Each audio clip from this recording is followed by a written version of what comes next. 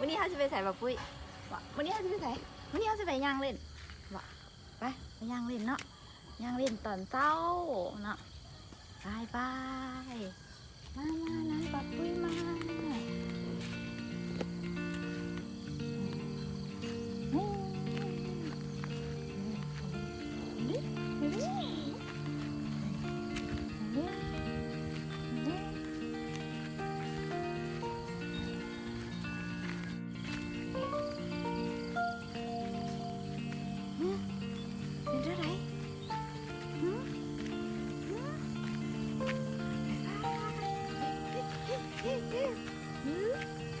เคยมาเป็นบ่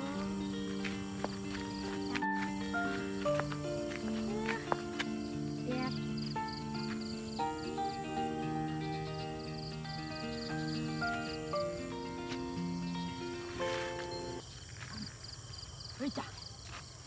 เฮ้ยจ้ะพักบ่ฮะ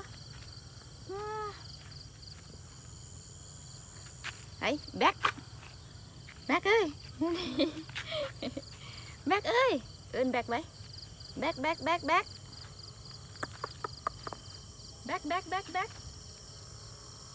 ลูเออเดี๋ยวมาดิลูแบ็คลูเด้งไป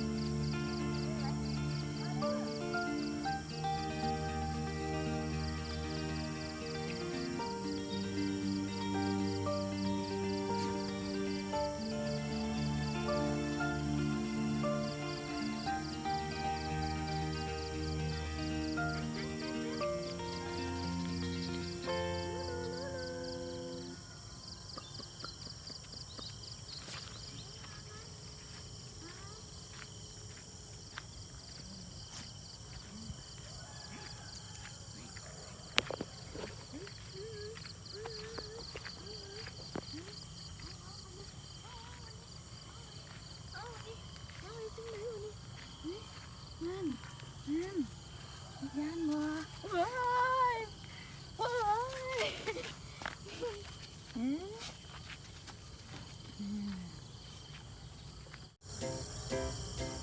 ป้าปุ้ยกลับก่อนเด้อมันบอกตายเด้อบ้า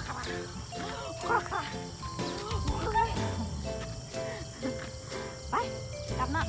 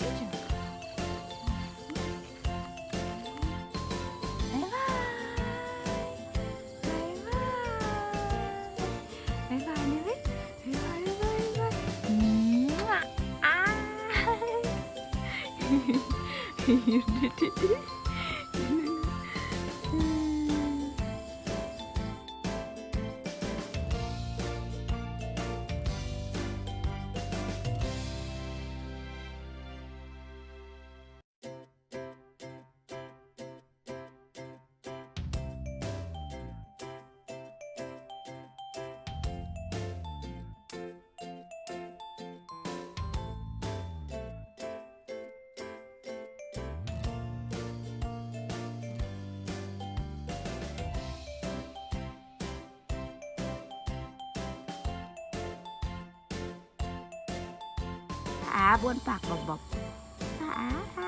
อันนั้นเฮ้ยอยากนะฮอนอีน้อยนะ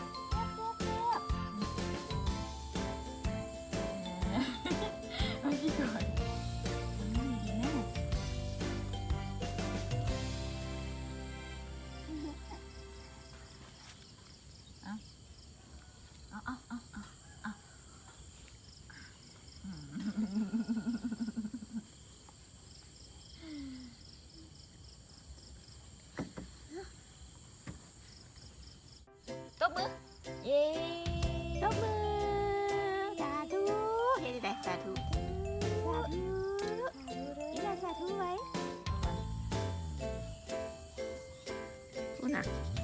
บนแน่หัวจะเข้าอีกบนเอาอีกแล้วครับมันพูดลิ้นนะลิ้นอย่าง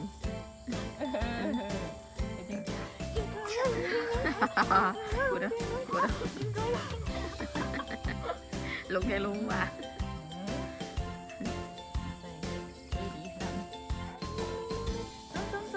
ตีนมันหยก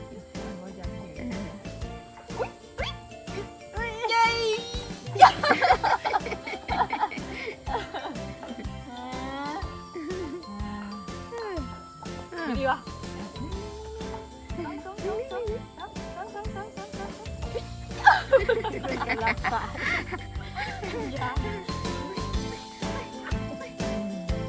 บ๊ายบาย